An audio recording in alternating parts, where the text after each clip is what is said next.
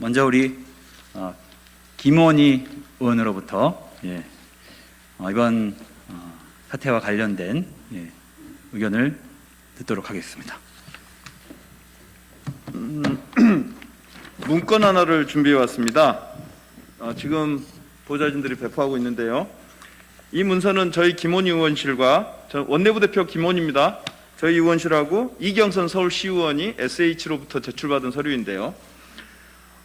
이 문서는 SH공사 사장 유민근 대표가 국토해양부에 보내는 내곡동 보금자리 주택지구 지정 제안서입니다.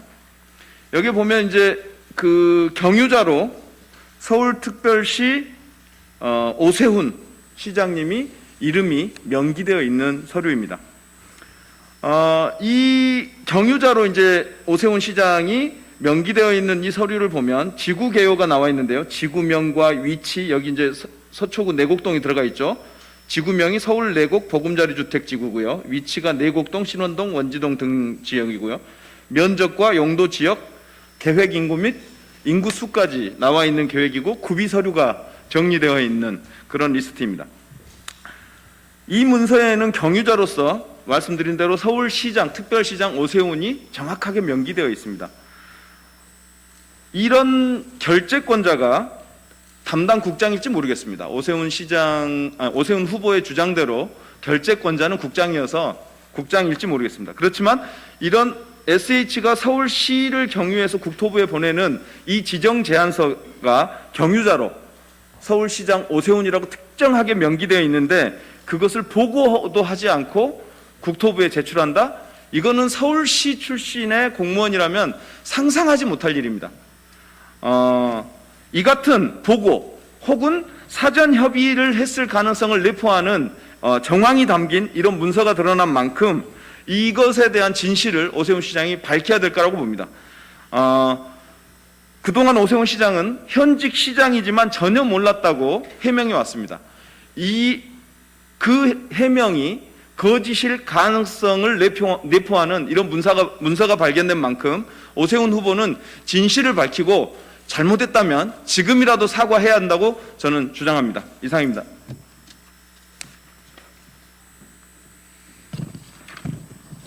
네, 서울 노원구청장직을 8년 동안 했던 김성환입니다. 취지 내용은 다 같습니다만 서울시의 사무전결 처리 규칙을 보면 사무전결 처리 기준에 시장이 결재할 사항으로 새로운 정책과 주요 시책 사업의 기본 방향에 관한 의사결정은 시장이 하게 되어 있습니다.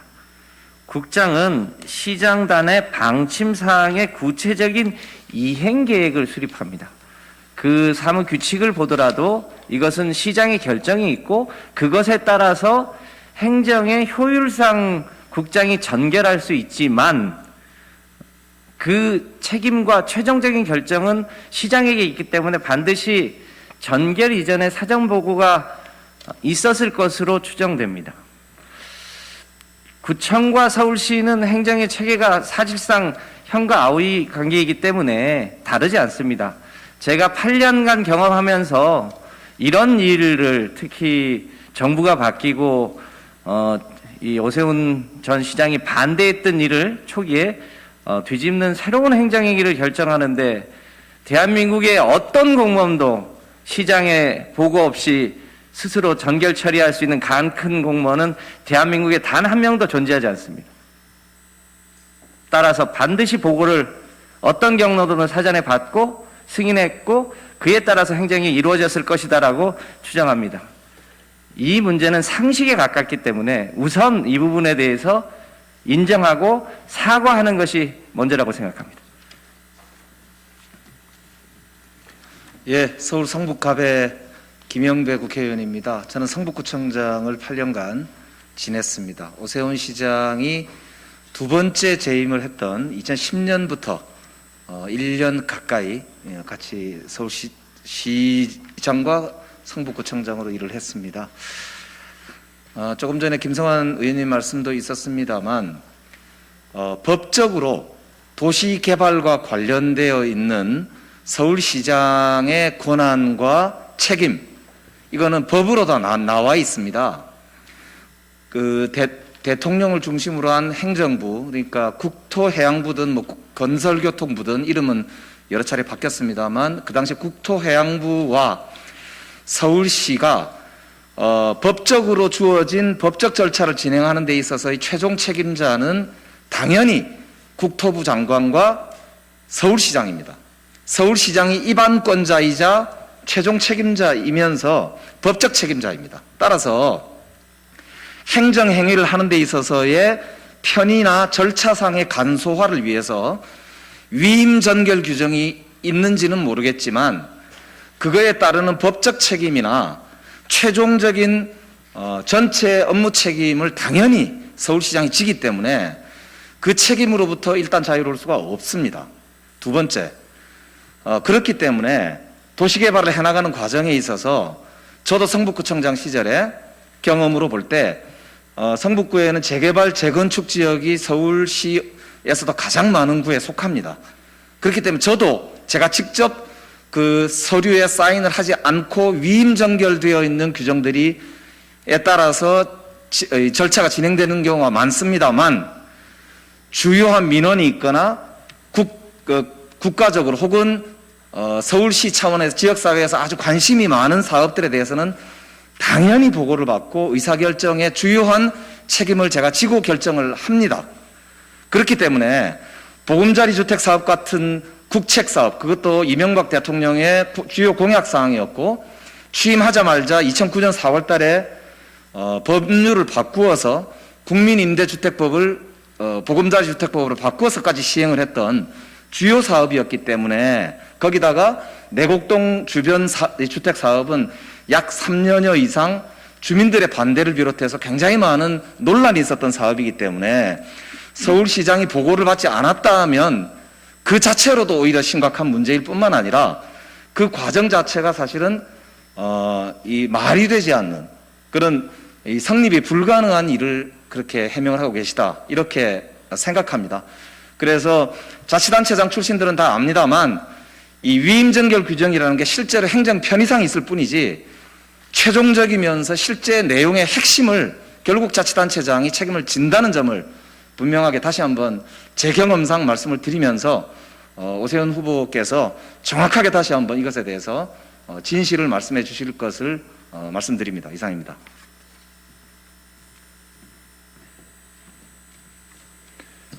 네. 국회 행정안전위원회 이혜식 의원입니다. 저는 2008년부터 2018년까지 10년간 강동구청장을 지냈습니다. 참여정부 때 국민임대주택 사업이 MB정부의 보금자리 주택 사업으로 변경된 것은 MB정부의 규제 완화 때문이었습니다. 사업성을 높였고 절차가 간소화됐습니다. 그래서 서울 수도권, 서울과 아주 가까운 곳에 그리고 서울 내에 그린벨트가 많이 해제가 됐습니다. 보금자리 사업은 6차 정도까지 걸쳐서 진행이 됐는데 제가 구청장 재직 시에 5차 보금자리 대상지가 고덕 강일지구, 제가 그때 구청장으로 있었던 강동구의 고덕 강일지구 그리고 과천시의 정보지식종합타운이었습니다. 보통 그 보금자리 사업은 거의 대부분이 주민들의 극심한 반대에 부딪혔습니다. 그 이유는 두 가지인데요. 하나는 환경을 해치는 문제이기 때문입니다. 내곡동 보금자리 사업도 환경부가 계속 끝까지 반대했지 않았습니까? 서울시 도시계획과도 마찬가지였고요. 두 번째 문제는 주민들한테 직접적인 영향을 미치는 것인데 주변의 민간 주택개발 사업의 사업성에 영향을 미치게 됩니다. 보금자리 주택이 보급이 되면은 그 보금자리 주택에는 일반 분양도 상당히 포함이 되어 있기 때문에 사업성이 악화하는 것이죠. 그래서 주민들이 극심하게 반대할 수밖에 없습니다. 저도 그렇고 당시 5차 보금자리 같은 대상지였던 과천시의 당시 여인국 시장도 반대에 부딪혔습니다.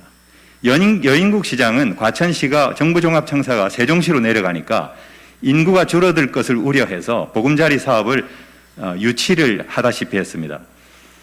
주민들은 극심하게 반발을 했고 나중에는 주민 소환까지 했습니다. 그래서 직접 주민 소환 투표까지 벌어졌고 개표 요건에 미달해 가지고 개봉은 하지 않았습니다만은 여인국 시장은 그 이후에 선출직에 그런 공직은 더 이상 할 수가 없었습니다. 저 역시도 주민 반대가 있었습니다. 그 반대는 업무단지 그리고 지하철 9호선 연장과 같은 이런 여러 가지 인센티브를 통해서 극복을 할 수가 있었습니다. 2011년도 5월 달에 정부가 국토부가 일방적으로 발표를 했고요. 우리 주민들이 약 그 2천여 명 가까운 주민들이 서명을 하고 또 시위를 벌이고 세 차례에 걸친 시위 끝에 그런 인센티브와 일종의 맞교환하는 그런 방식으로 해서 2011년도 12월 5일 날 지구 지정이 된 것입니다. 저는 이런 그 과정을 너무나도 분명하게 기억을 하고 있습니다. 이렇게 주민들의 반대가 극심하고 지방자치단체장의 명운을 가를 정도의 사안에 대해서 그리고 더군다나 처를 비롯한 처가에 땅이 있는 그 자리에 대한 보금자리 사업에 대한 지구 지정을 몰랐다. 그리고 보고를 받지 않았다. 제가 볼 때는 손으로 태양을 가리는 일이다 이렇게 생각합니다.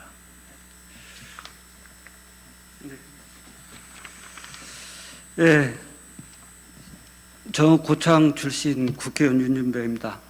저는 서울시에서 30년 공직생활을 했고 국회의원 출마하기 전에 서울시 행정 일부 시장을 역임하고 퇴직했습니다. 그래서 우리 행정과 관련된 제도나 절차들에 대해서 꽤 많이 안다고 자부하고 있습니다. 그런 입장에서 서울시의 중요 정책 사안인데 시장이 정책 사항을 몰랐다라고 이야기하는 것은 도저히 제가 이해할 수 없는 영역이라고 생각합니다. 사무 정결 규정 운영과 관련해서 예를 하나 들어드리겠습니다. 서울시의 가장 주축인 과장급 인사, 당연히 과장 인사는 서울시장이 한다고 다 이해하고 계시죠.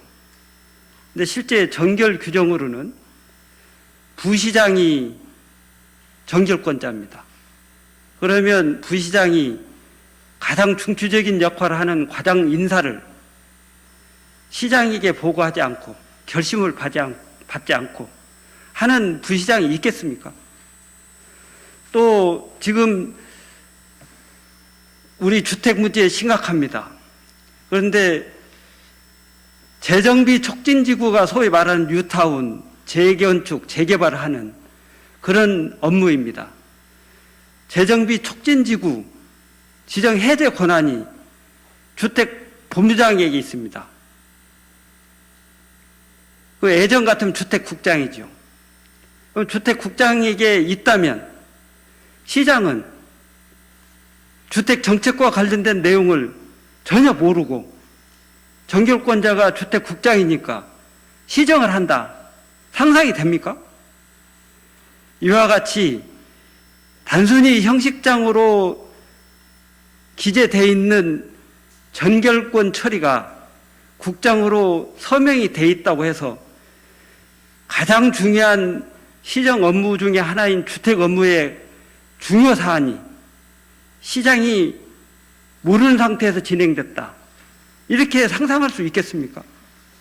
저는 그런 과정들이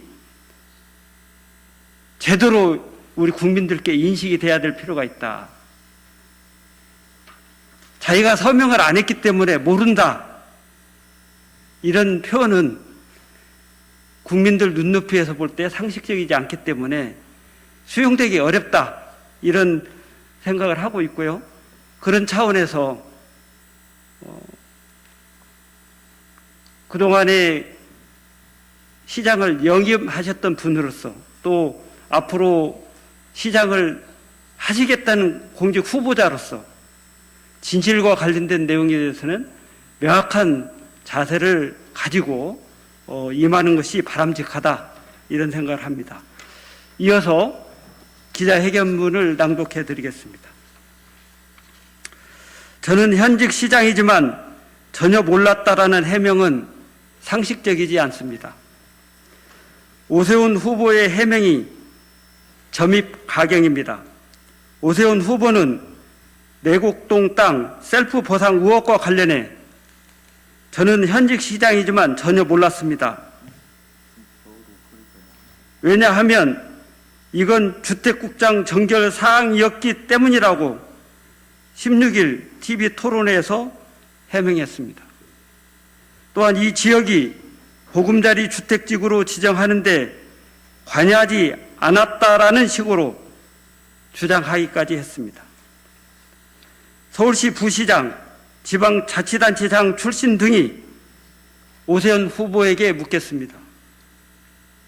그린벨트를 해제하고 주택단지를 건설하는데 시장이 관여하지 않는다는 게 상식적으로 가능한 일입니까?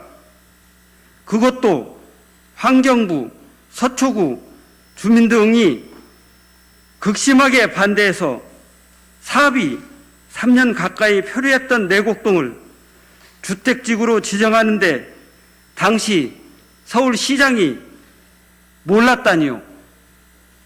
서울시 어느 공무원이 시장에게 보고도 하지 않고 그린벨트 해제, 주택지구 지정, 택지 개발을 추진한단 말입니까? 오세훈 후보가 식물 서울시장이었던 것이 아닌 다음에야 거짓말을 하고 있는 것이 분명합니다. 보금자리 주택지구 지정 제안서 양식을 우리 김원희 의원께서 말씀드려서 아마 보셨을 겁니다. 당시 보금자리 주택 건설 등에 관한 특별법 시행령 제4조 5항에 따르면 지방공사가 주택지구의 지정, 변경 또는 해제의 제한을 하려면 관할 특별시장을 거쳐야 한다고 명시되어 있습니다. 따라서 SH공사 사장이 내곡동 보금자리 주택지구 지정을 당시 서울시장이었던 오세훈 후보에게 어떤 형식으로든 보고했다고 보아야 상식에 부합합니다. 저희들의 경험에 따르면 통상 주택지구 지정, 대규모 개발 사업 등은 보안이 중요하기 때문에 공사 사장이나 담당 국장이 지방자치단체장에게 별도의 보고를 수시로 하는 것이 통상적인 절차입니다. 서울시장을 5년 가까이 역임하신 분께서 이런 행정 절차를 모르시지는 않을 것입니다. 오세훈 후보, 전직 서울시장으로서 더 이상 손바닥으로 하늘을 가리지 마십시오. 지금이라도 깨끗하게 잘못을 인정하는 게 공직선거 후보자로서 올바른 처사입니다. 이상입니다.